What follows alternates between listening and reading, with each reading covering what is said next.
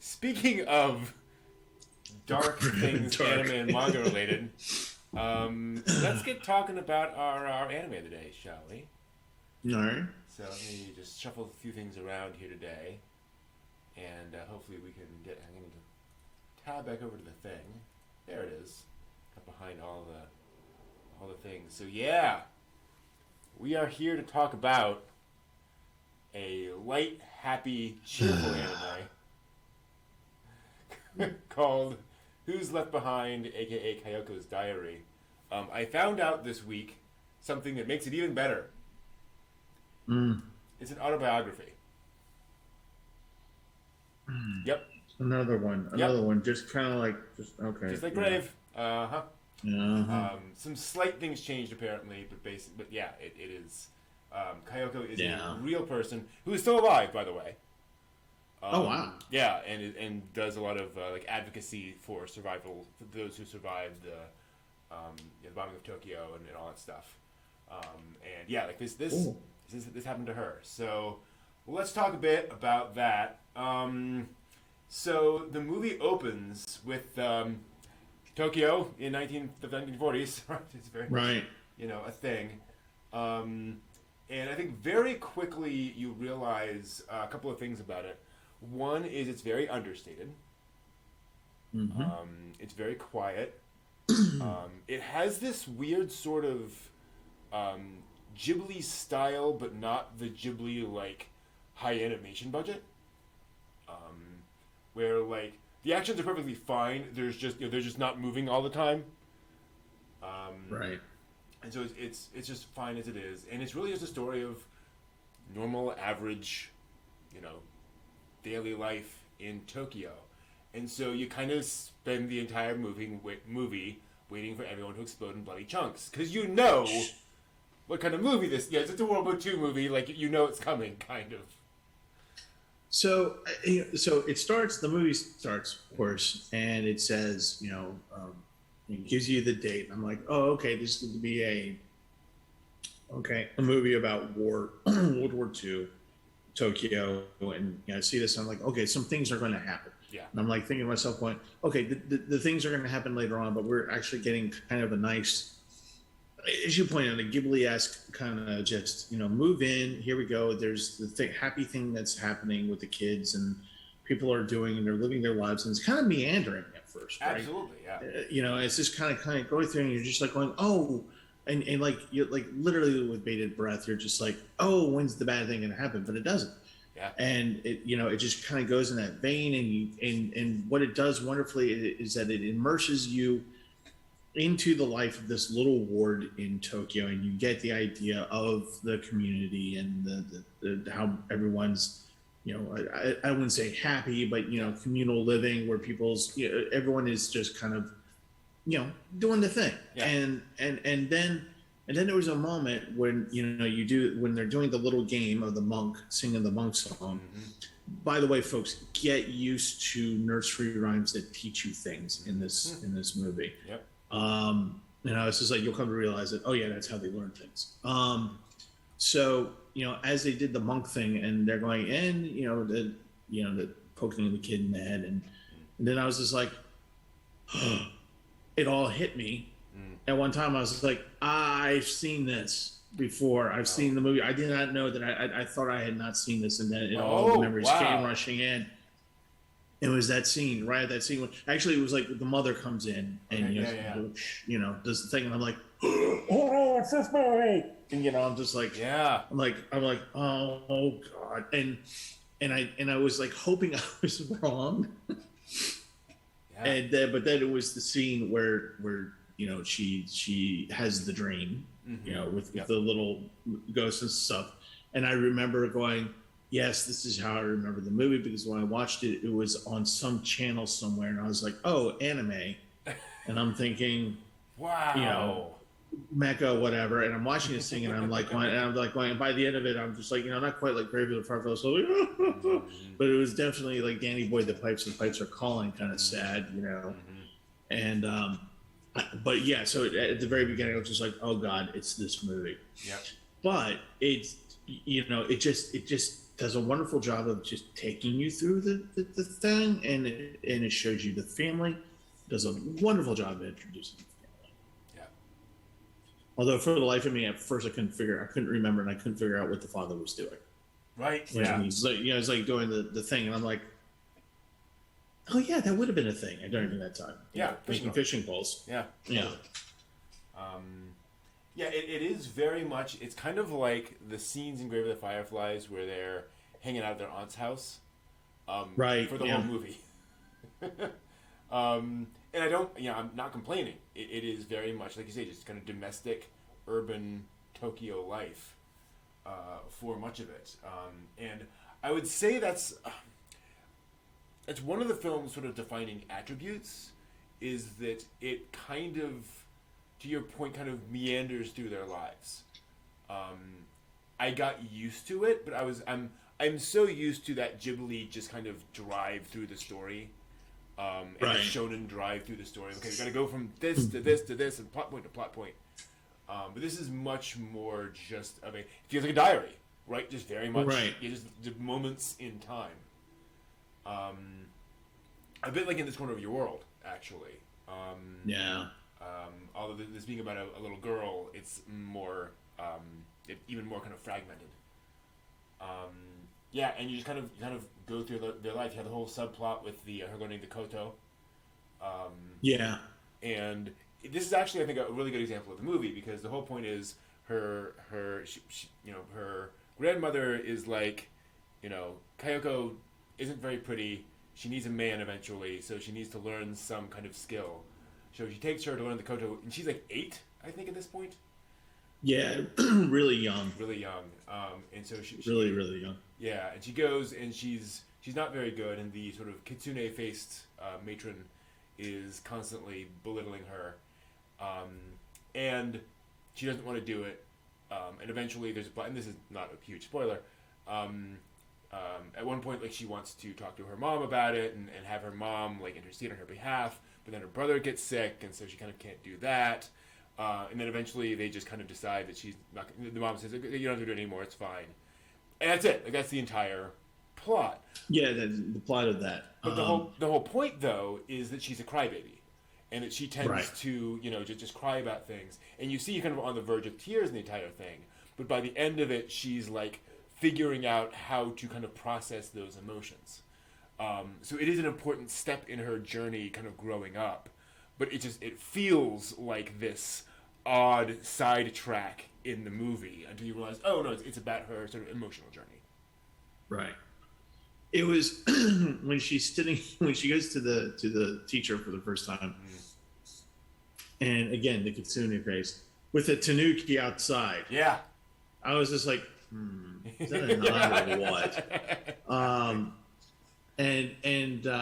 So she's she plucks at the string, and the woman is just like the teacher is just like, oh, she's a natural, and I'm like thinking to myself going, oh, I've seen this before. I worked in an opera when someone's like trying to get students, and they're like, and the person, oh, okay, give me a high C. Oh, you're great. Yeah, pay me. Yeah.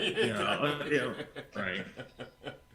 Yep. And what's really nice about, even with these side stories about her and her emotional development, you still get like all that family interaction, all that, learning about and being concerned about the family, when they talk about typhus, and you remember this is 1940s, and typhus is something that's kind of being dealt with, but not very well. Yeah. So that if you get it, it can spread. It's highly contagious, and it spreads. And you're living in Tokyo, so you don't want that. You don't want people to know. But so she's trying to figure that out, how to like not spill the beans, so to speak. And there's that wonderful little scene where she's sitting in the doorway trying to figure out what to do now, because now she can't talk to her mom. Her mom is gone, and her grandmother's there. And then the two women walk in front, and they kind of look at the house, stopping, and she's just like, oh, I know what they're talking about. Yep. I'm gonna hide. Don't look at me, kind of a thing. Yeah. It's an interesting thing. Like, there's a lot of there are a lot of quiet moments in this film, and that aren't just relaxing from an action sequence. It's just, no, we're just going to give you a moment of real life, right? Which I really appreciated. It feels real in that way. It's also but at nice. the end of the, oh, go ahead. I was going to say, but it's talking about her emotional development when, you know, she's going from being a crybaby and her brother comes home, right? Right. And he gets in trouble, right? Yeah. Okay. I don't want to go into too much of it.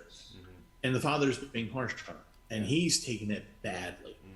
And the brother's taking it badly. And what does she do? She gets mad. Yeah. And she starts stomping down the stairs. You know, this little girl was like, "I'm going to sit daddy straight." You know, stomping down the stairs. But you know, then she realizes what's going on, and she's like, "Oh, okay." Yeah. But you know, beforehand, she probably just would have been like, oh, "Okay, I'm just going to sit over here and be stressed out and not do anything." But now she's being a little bit more proactive. Yeah, exactly. It's a nice scene, and it's interesting too because it plays with so many things around this sort of patriarchal. Maybe patriarchal isn't the right word, but this approach to how a father treats his son, where it's like, you know, you come home and, you know, I have to punish you, right? In that right, like you have to understand the consequences of your actions were really bad. You know, there needs to be some consequences there, so I'm going to kind of dress you down for a little while. And so he goes upstairs, and then it's over. Like we're done. Like, you know, this isn't. I'm not going to be sulking and screaming at you for the next 3 days. It's like that's done. We're moving on. Right. And so just understanding that that's the father's approach, I think, helps here a lot. Yeah. Did you find it interesting that they actually addressed alcoholism? Yeah. Yeah. I was kind of surprised by that. Yeah, I didn't remember that at all. But that was it 3 scenes? I think it was, and you never see them, but really. But when she meets the son of the alcoholic father, I was just like, oh, okay, here's this is going to be the future love interest, whatever. Right. And you're just like, but then nothing else happens from that, and you're just like, oh, okay, we're not going to go down that. No. Okay. Yeah, no, it's very much no. Alcoholism exists and is part of the fabric of society. Right. That's it. It's like, oh, okay. Yeah. It's okay. It's that kind of movie. Okay. Even the fact that like the father makes a point of, I'll have some sake, and the mother's like, maybe not. He's like, yeah, maybe not. Right. It's like, Is sake really good? And he's like, yeah, we're done now. Right, exactly. Yeah. Absolutely. And yeah, then we just kind of move through, and we get this this very touching scene, November 1940, of kind of the parade through the streets, and you know, her explanation of it was patriotism, right? We were at war with all these things, and this was the right thing to do, and so we were all, you know, celebrating all the soldiers and all that kind of stuff, and you know, for an 8-year-old girl, this was just part of the fabric of society. No one questioned it. Well, this is where I give the movie kudos in their treatment of Japanese being pro-war. Yeah. Like the characters being pro-war. And you know, you finally understand that, you know, this is not yes, war is bad kind of movie, but it's also, you know, for obvious reasons, but this isn't like, oh, the Japanese are evil people because they wanted to war with everybody. When you stop and think about what they were doing and how things were going, and you know what was happening and how they thought about country, it was really nice and refreshing to see how, you know, someone said, we're not being forced to do this, right? We're not, you know, nobody's being, you know, no one literally has a gun to their head at this point. We all were just very proud, you know, proud of our country. Yep. This is what we really thought we were just going to win the war and that be done and over with, and you know that's going to be a thing. Yeah. But then you get that fateful statement towards the end of that where they're doing they're in the parade and you know the lights and everything, and she goes, and that was the demise of our family. I was like, no, don't say that. There's a great line in here. I believed as I was taught and followed the parade of lanterns. Yes. And boy, if that doesn't summarize, what was going on. Right. Okay, sure. This Sure. this seems reasonable. Well, But when you stop and think about it, that's how an 8-year-old is going to do it. Exactly. An 8-year-old's not going to be like, think about, the politics of the war is that, no, you're 8. It's the pretty lanterns and everyone's happy and having a good time. Yep, totally. And then you have, I shouldn't laugh, but the whole thing. It was cute when she's wearing the kimono and slams into the door and falls down and she's about to cry and she kind of holds it in and gets the red face and everyone starts to laugh. Very Ghibli-esque kind of a moment. Yes. And a weird just sort of thing. And off she goes to school for the first time. I loved this because it showed a lot of girls in kimono. There's a smattering of like schoolgirl uniforms, but it's not universal yet. No, this is still very early, relatively speaking, in girls. Right. I'm also intrigued. She's going to first grade and she's 8 years old. Right. Right. Yeah. I came across a thing, and again, I'm not sure this may have been a typo or something, that until after World War II, girls were guaranteed a primary education for 3 years. Huh. I don't know. Again, but it would be interesting to go back and see what was primary education for girls at that period. Sure. Right. Yeah. But anyway, off she goes. And we get some lovely imagery of the kites in the sky. You're like, oh, there's an image. I know where we're gonna go with that image later on in the movie. And then and the mother gives birth, and again, it's like, okay, right. Boy dies, mother and boy dies. What's gonna happen here? What's gonna happen? Nope, it's fine. Nope. Yeah. Everything's good. It's like, wow, thank you, movie. Yeah. I mean, you really do get stressed because you're just like you see the other shoe hanging there. Exactly. You're ready for that thing to drop, and you're just like, oh god, this is the thing. This is the thing, isn't it? This isn't going to be the thing. No, we're going to string it out. We're just going to fray your freaking nerves for the next 60 minutes. Absolutely. But yeah, it's all fine. Coco is now a new sister, a big sister for the first time. She starts growing up a little bit, and again very much sort of slice of life thing here when she kind of loses track of the baby and it kind of wanders off in the schoolyard. It's like nothing really happens of it. But again, it's and this is, I think, such a classic sort of kind of family movie kind of thing where it's she's more responsible. She's not, she doesn't fall apart and just sit down and start crying. It's also all the kids helping each other. Right. So it's very much that communal thing of getting everyone involved. But also the fact that you have like a 9-year-old responsible for a baby. Because that's the thing. There are things in this movie that I was just like, I'm glad I was watching this by myself, because I would have to stop the movie every 10 seconds and be like, okay, for those of you watching with me, this was a thing and this is what happened, and and I have to explain it all the time, but that was a thing because it is a different type of society. This wasn't, that's not unusual per se. Exactly. Although myself, if I had a child, I would not. Knowing myself, if my genetics had passed on to someone else, I'd be like, God, you would be so irresponsible. You're never going to take care of another child as long as before you're 10. Come on now. Yeah. But yeah, no, very much a thing. Like, it's just reality. And not just because it was wartime. Like, this is just a thing. What was I reading? It's a really good book.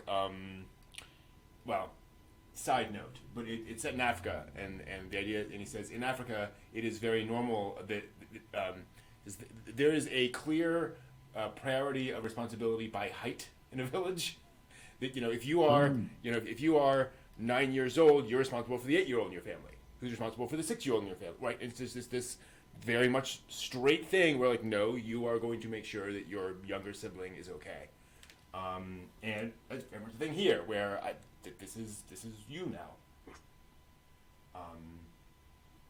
So yeah, again, doesn't really go anywhere, but it is also more of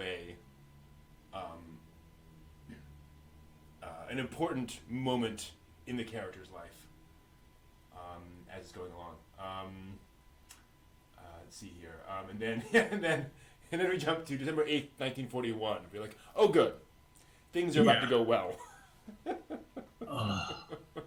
I saw that date and I was just like going, okay, we gotta do the time the thing. And yeah, I'm like, yeah, the day after a date will live. Actually, the same day as the day will live. Same day, right? And in she comes, and they hear the radio broadcast, and they realize they're at war. And again, to your point, it's like, cool, this will go well. Everyone's like, sure, no problem. We'll beat the Americans. No big deal. We're the land of the rising sun. We have Germany and Italy on our side. Awesome. No one really questions it. Like, obviously, the adults are like, maybe not quite that easy. Right. But there's no, big deal about it. And yeah, and we get the bonsais and the bonsais and the bonsais. I did really appreciate this scene where the kids are rolling the metal rim. Yeah. Very classic child's toy, and they come upon the scrap collectors, who are like, "You boys aren't using this, right?" And the phrasing of that, where obviously it is a toy they are using, like you can tell that, but also essentially they're saying, you boys aren't gonna mind donating this for the war effort, right? We're gonna take this, okay? Right, because you guys are really patriotic boys, and you're not gonna miss this, right? Exactly. Yep. Right. Mm-hmm. But it sets up the scene, that great scene where they're going through the house. Yeah. And they're going through all the items, and they're just like they're behind it. They're here we go. Mm-hmm. We must sacrifice to make sure that we win. Yep. Mm-hmm. All these things will go to make cannons and bombs. And they're happy about it. Yeah, and which is kind of weird when you stop and think about it. And to be clear, this is happening in England, right? This is happening in Germany. This is happening in Europe, everywhere. And here, absolutely, right? Like this was pretty universal. But yeah, it is such a foreign concept to us now of doing this. This is so strange. And then of course getting rid of the little Cupid doll is so so sad. Plus the fact that the Cupid doll is such a classic Western, toy. Just the symbolism of that is so interesting. And just seeing her use it, and again obviously the symbol of childhood lost. That all those toys are going away now to make bombs, basically. And then they find out that uncle has passed away, which again was sort of I think we were all kind of waiting for that. She plays a harmonica, lovely scene. And then, we find out that the kids are going to start getting sent away to the to rural areas, which again happened in England. This is a standard practice. But what was interesting to me so much about this too is, the teacher says this. We cut to the reactions of the kids, and they're all just kind of sitting there. Like some are a little concerned, some are unhappy, but no one's crying, no one's shocked. It's just like, okay, yeah, this day has come. And they have the discussion. Oh, where are you going to go? Where are you going to go? I don't know. And we'll see what happens. And to them, to the ones that are not concerned, it seems like a little bit of an adventure. Yep. And this is what's great about this movie is they these little tiny touches here and there. They're building it, and you're just like, oh God, she's going to be separated from her family to be safe, which is the whole point. Yep. And that's when you start going, Oh, Mm-hmm. God. Yeah. Something's going to happen on one side of this or the other. Yeah. And so she has your little going away party, which is so sad. Yeah. It's so poignant. And again, to that point, that interesting little element of she starts singing the song that is technically from America or about America. So everyone's like, is this unpatriotic? Like, is it okay for us to sing this? Like, should we not do this? And the mood falters, and then the mom takes over. Like, come on, it's fine. Yeah. She's like, thank you, Mom. Appreciate that. The secret police is not going to shove you into a labor camp at age 8. Exactly. Come on, no. All's well for now. For now, yes. By the way, folks, that's a key phrase. For now. Exactly. And off she goes, and then she just she puts on the Sata's thing from Grave of the Fireflies, basically. Right. Oh no! Did you have to? Yeah. Come on! Don't do that, please. You just might. Okay, God. It has such a beautiful, your favorite floral design. Yeah. You're just like.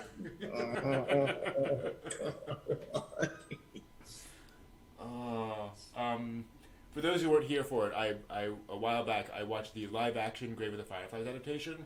That's a trip. Jesus. And they somehow it was one of those things where it was hard to watch, period.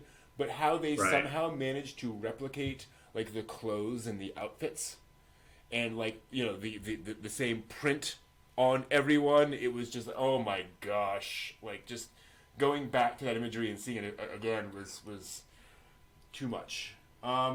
So yeah, we get a little bit of that here, and off she goes, with a lovely little scene, and again, a wonderfully little sort of banal urban scene of here comes the trolley. We're all waiting for the trolley. She gets on the trolley and goes off. Like that's just, as happened all the time, it seems. And of course they all do bonsai, which is kind of like and off she goes to her My Neighbor Totoro farm. And Totoro had come out, I think, 3 years prior. So and Totoro was like not a massive like cultural touchstone at the time. But this is so like Granny's vegetable garden. I'm like, I wonder. It's just interesting. Yeah. There's definitely a feel there. But basically, Coco's there. Great little, again, to the detail, they cut to a shot of the overhead light and the curtain around it. Yes. And no one was like, oh, that's interesting. Yeah. Right! Yeah. World War II, you're trying to hide the lights from the bombers, of course. But she has this, this very normal life. She starts sending letters back home. And to your point, the movie is now lulling you back into the well, but everyone's okay. It's all okay. Not yet. Right? Not yet. For now.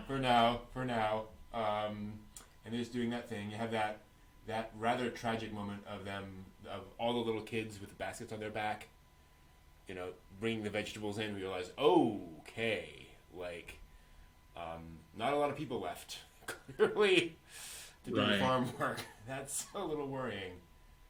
And so then she gets a letter, and then the fighter comes in and shoots along the street. And boy, did they do a really good job with this scene, because it's terrifying. You clearly see her like dive off the road while the shots go along the road, so she's safe. But at the same time, like, she lays there still for a long time, which you're like, good, you should do that, but also, are you okay? Right. Like you're almost pawing at the screen, like wanting to rustle her, like going, Exactly. You're okay, right, you're okay, right. And she gets up, little blood on her head, and then she gets up and looks around and sees the what is it? You see sort of like a leg sticking out in the pool of in blood. his hand. The hand. His hand, Yeah. and the blood is like seeping out, and Yeah. and then she just kind of goes, "Yeah, we're shutting down." Yeah. Yeah.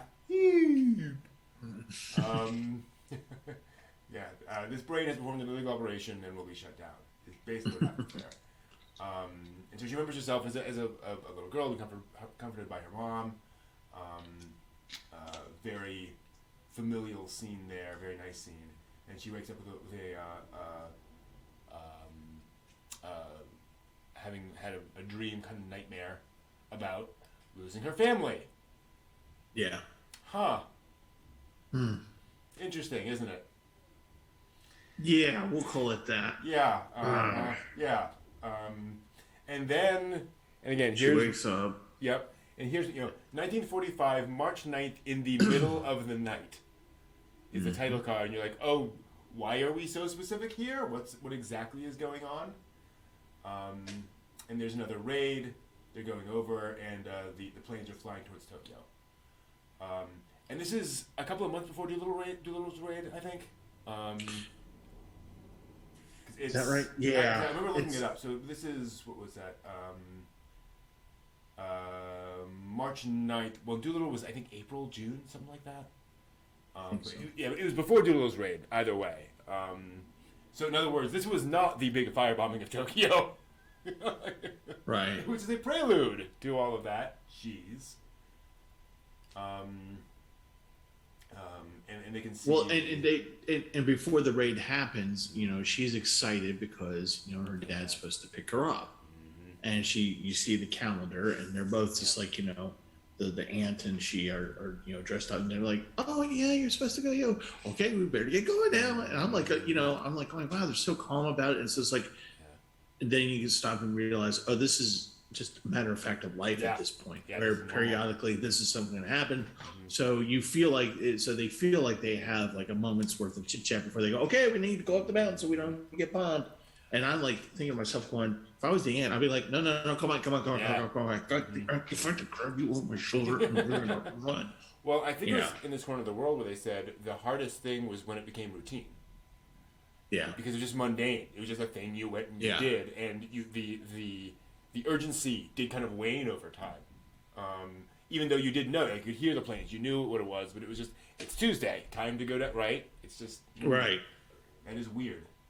But yeah, and so, yeah, and then they see that, and you get, again, this very sort of Ghibli-esque moment of the girl, of Kayoko, standing there, full face, looking in, sort of looking concerned, and then the hood blows back. Obviously very symbolic, again, sort of loss of childhood kind of a thing. The protectiveness has been blown away, and just that full frame image of her for a few seconds is definitely very, very powerful, very moving. And then she just prays. And this is a thing that the real life Kayoko and those who came in later. Doolittle's raid was 42, so yeah, it was even earlier. Sorry, thank you. Kayoko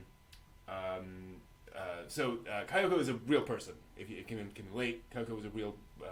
This is an autobiography of her life, and this is the thing that she says she distinctly remembers doing, is seeing that and just dropping to her knees and praying, saying, "Please God, just save my family."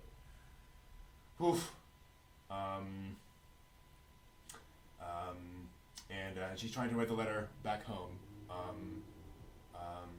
What a scene of just like not even having the words. And of course, he shows up. And she looks out and sees her brother there, and I love the framing of this. When you just see him in the distance, that like he can't even bring himself to approach the house, and all of the perspective lines lead to him, where you're just your eyes kind of drawn magnetically to this young boy standing there, but just sort of looking defeated, and you know everything you need to know. Yeah. Oof. At this point, you're just like, "Fine, can we just not now? Can we Credits, please." Right? Yeah, please. Yeah, but no, we have to have the confirmation, and she comes out, and he's like, "Nope, they're all gone." And of course, she can't believe it. I love what her aunt does, where you see she's made the rice, she's made the tea, she sets the coals, and she gets up and she leaves. Right. Like, thank you, you know, give them what they need and then give them space. And then I also really appreciated how he comes over and he says, "Listen closely because I'm only going to say this once." Right. Because he can only say it once. Yeah, telling the story of everything that happened, and you realize that that's, for him, this is not a thing he wants to relive or think about. Yeah. But it's yeah, and then like if it's not enough when Mm-hmm. they're all gone. That's what he's telling her, and you get the imagery, and they're all gone. All the brothers, mother, father, dead. And then he tells a story, the firebombing, and he relates how like he's angry because they locked the doors to the school. They can't get in.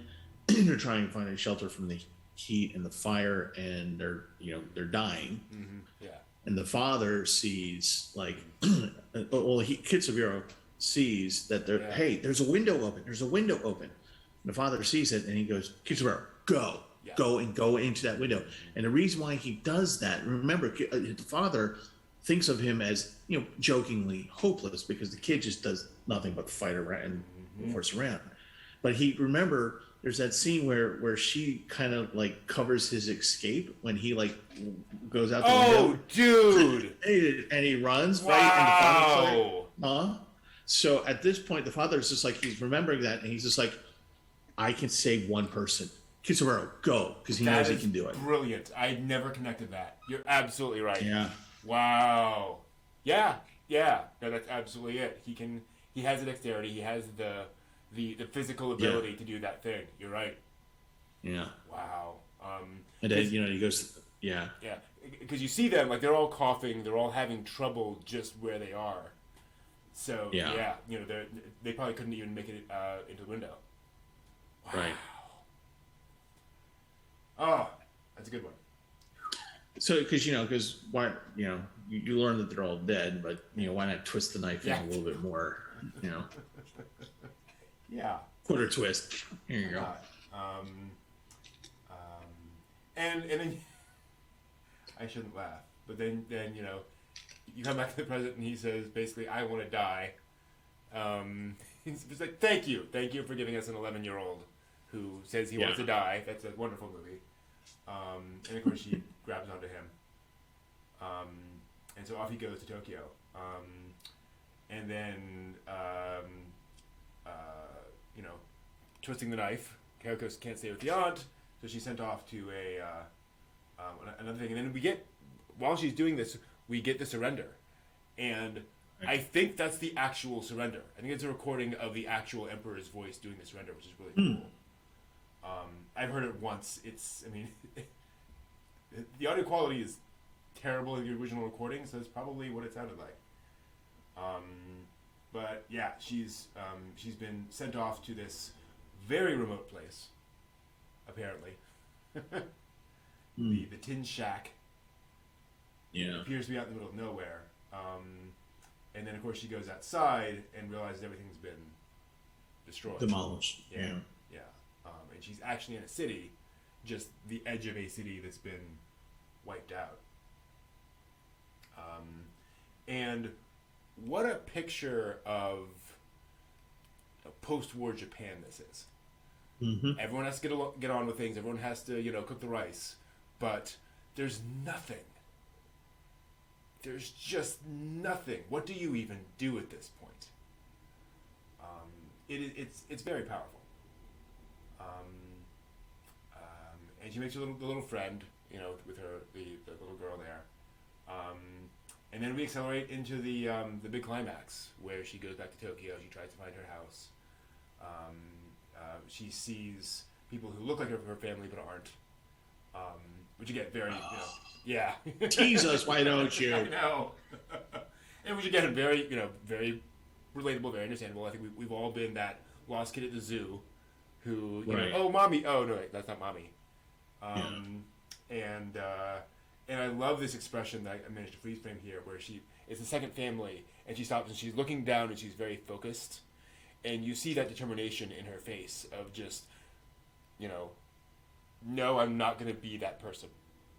I'm not going to be the whiny, desperate kid anymore. And so then she goes to her house, and sees all the little bits and pieces. And as maudlin as it seems of her running around trying to pick up all of the pieces of her family's stuff, it's also like very practical, right? It's this is this thing, like why should we leave all of these things that obviously has strong emotional connection to me as well? But it's like, obviously you see these things, you're not just gonna go oh whatever and walk away, right? But it's also obviously very kind of wrenching and desperate of I'm gonna collect all these pieces of the past. Oh, this is Dad's cup. This is Kitzenberger's bowl. This is so and so's. And she's trying to grab it all up, and at this point you're just like, oh my God, just credits, please. They're not done with you yet. They're not done with you yet. No, no, of course not. That would be too easy. Right? No, get the nursery rhyme again, which ends with "Who's left behind." Thank you. Right. The monk song. Yeah. Yeah. Mm-hmm. And then she looks up and sees her family going around doing the thing, and she gets kind of her final moments with them. In a very, again, sort of, we talked before about Takahata being kind of too subtle for his own good. This is kind of the opposite of that, where it's like, no, like, we know exactly what's going on here. She's been visited by the spirits of her family, and they are kind of comforting her and letting her kind of move on and so forth. Whether obviously that's literally physically happening or not, but it is a really lovely moment, and something that I very much suspect is not in Kayoko's diary in real life. Right. Yeah. But gives us that catharsis in the film, and it gives us, as John Ryer is saying in the chat room, this surprisingly positive sort of ending moment in the film. Mm-hmm. Where she's looking up at you, and she has her hands open, and she's kind of gotten through it. Like, she's still obviously not happy joy, but it's like, okay, they're gone. I understand that. I appreciate that. I now have a purpose to keep on living and have a life and keep on moving forward despite everything.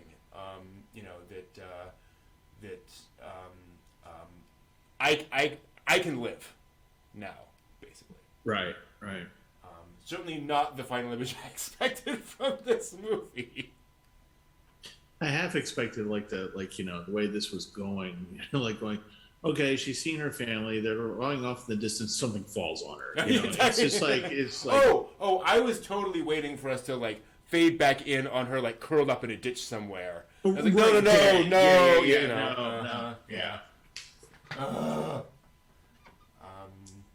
But no, as John's saying in the chat room, sort of a positive dissociative episode where she's just kind of like, okay, let me process for a bit,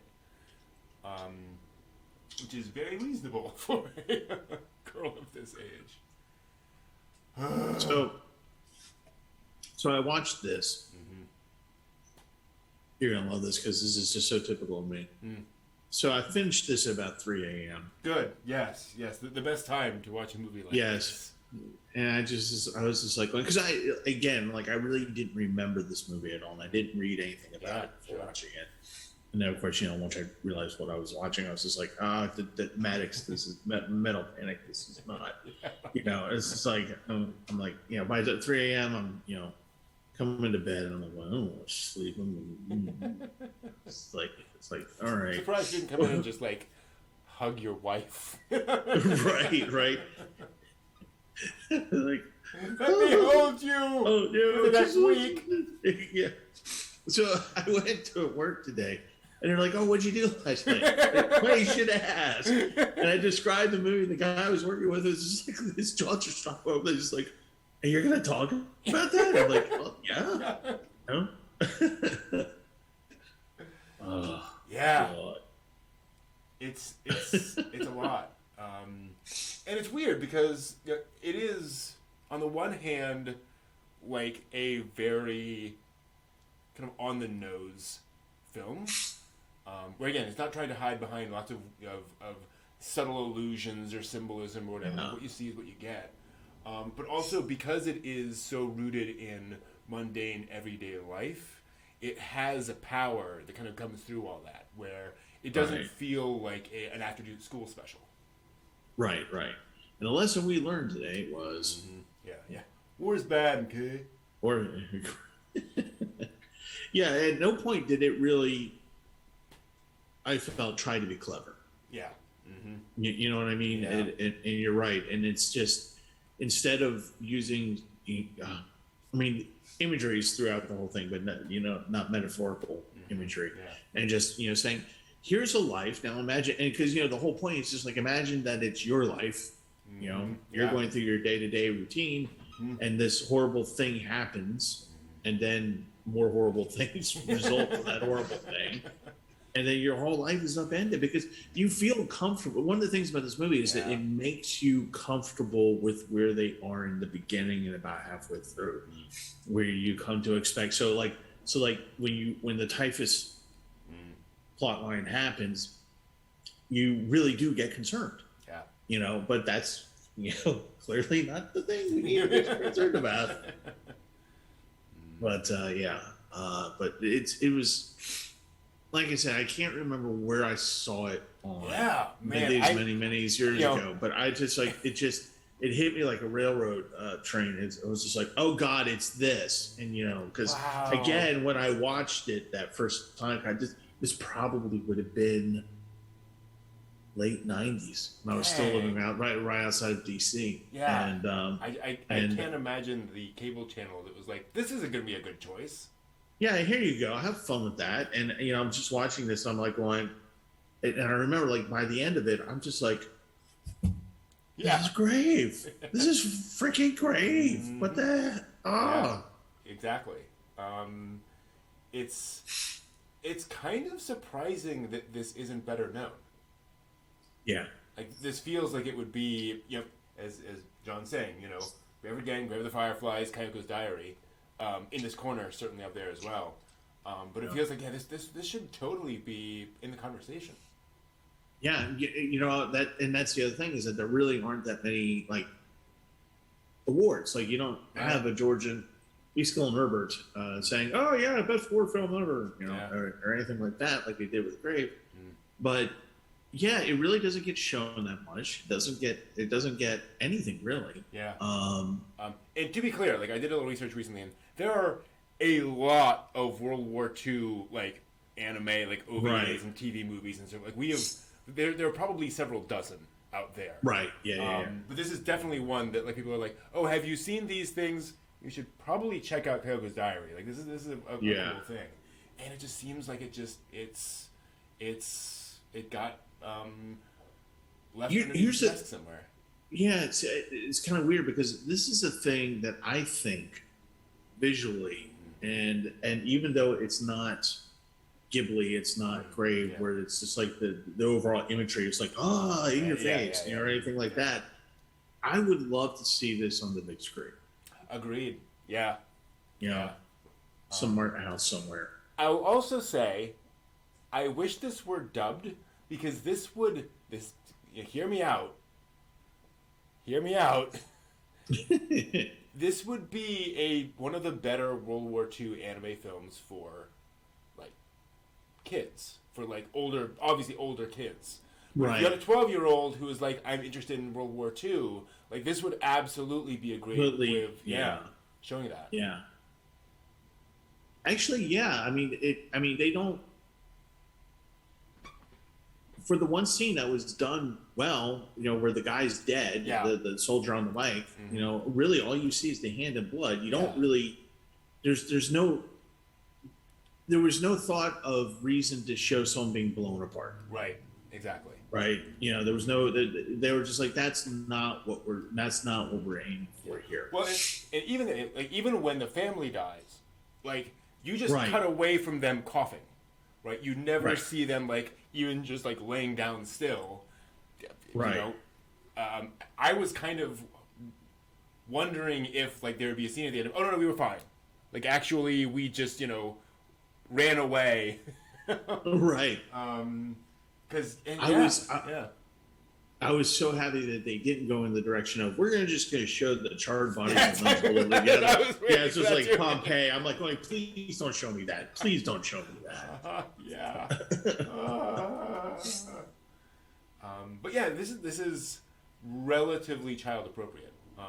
Yeah. Again, not 4-year-olds, but you could definitely show this to a curious tween, and it wouldn't be particularly traumatic. It would just be like, oh, that sucked. Yep, sure did. Yep.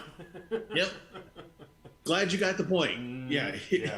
And I completely agree. Like this is a movie that is about just kind of normal life. You imagine living that life where you're just, hanging around the house and going to school and doing all your stuff, and then there's this mounting thing happening behind the scenes that you're just vaguely aware of that ends up becoming extremely relevant to your life. Yeah. But yeah, I mean, the animation in this overall is, I would say, like TV movie level. Yeah. Very effective. There's not really a lot of opportunity for giant animation sequences. So it's just very effective. The voice acting I found to be okay. Kayoko's fine. The other kids are okay. They're not particularly remarkable. Father and mother are both fairly notable. The father's played a variety of roles I'm just not familiar with. Like he's a major character like Gintama and Code Geass and things like that. Okay. Recurring characters in that. And the mother. Oh wait, he did the king, right? In Code Geass. I think so. I've not seen Code Geass, but the images I saw were of a king type character. So yeah. Probably. Cool. Yeah. And the mother's actually Maytel. Oh. Yeah, the voice of Maytel in Galaxy Express. So definitely a legend there. But pretty much everyone else has they've done 8 anime all around the same time, and then that's it. So perfectly effective. But again, you're not going to listen to a lot of these voice actors and go, oh my gosh, you're that person. Yeah, very effective. And also, I appreciate the fact that this movie does feel like it has a clear and strong beginning, middle, and end.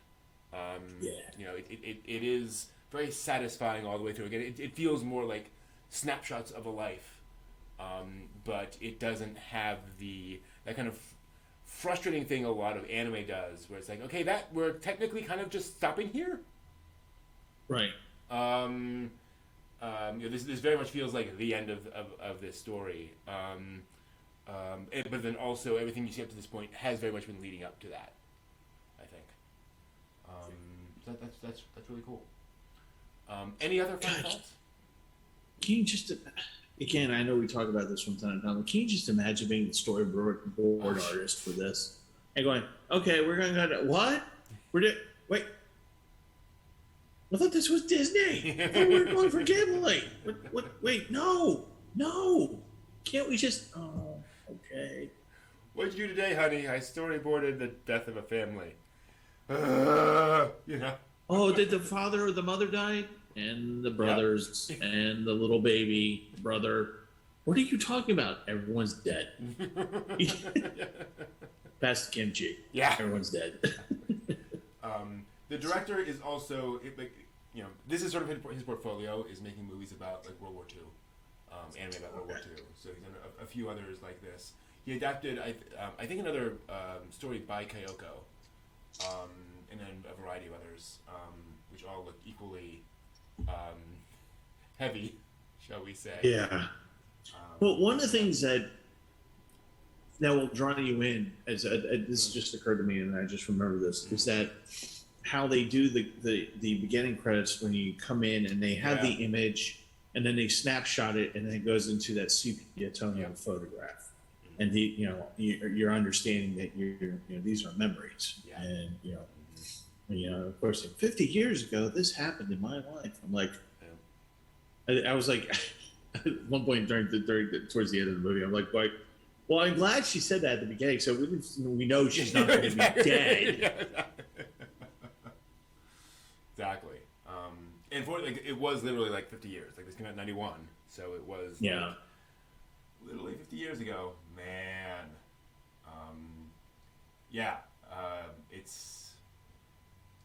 It's one of those movies where I'm like, I'm very glad I watched that. Going into a World War II movie, you're always like, Is this going to be like what they were talking, what Okada was talking about, the Grave of the Fireflies, where so many folks were like, I've either seen it and never want to see it again, or I've never seen it and I never want to see it. No, right. But this is not that. This very much feels like, okay, I went through a lot, but like I would be happy to come back and revisit this film. Right. It's tough, but it doesn't feel like you're just being, taken through the ringer in every scene. Yeah, it's not like somebody standing over you with 2x4 slapping you with it in the face and going, "Feel sad yet? No, there's some more. Have some more. No, stop." Exactly. So, cool movie. Yes. Remarkable, fun film. Cool. I think that will do it then. So we will be back in just a few minutes with some more recent anime news. See you in a moment.